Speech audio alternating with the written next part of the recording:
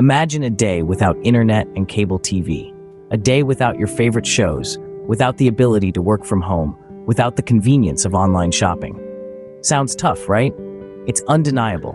Internet and cable TV have become integral parts of our everyday lives.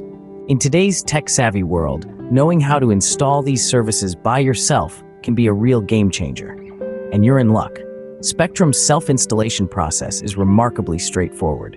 Step 1. Connect your modem. Attach one end of the coax cable to the wall outlet and the other to the modem.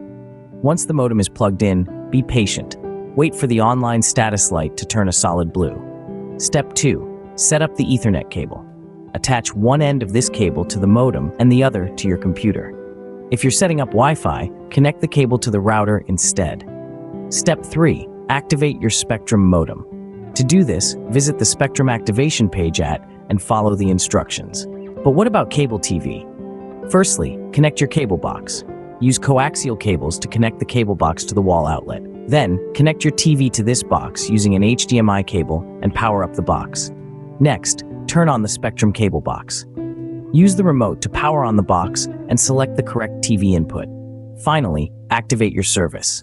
Visit and follow the instructions to get your cable TV up and running. For those who prefer a hands-off approach, Spectrum also offers a professional installation service. Technicians will come to your home and handle everything from the external and interior cabling setup, to hardware setup and configuration, to connectivity verification. Whichever path you choose, Spectrum is there to support you. If any issues arise, don't hesitate to reach out to Spectrum customer support at 855-860-9068. So there you have it, a comprehensive guide to Spectrum's self-installation process for internet and cable TV. Remember, knowledge is power, and with this knowledge, you have the power to connect your world.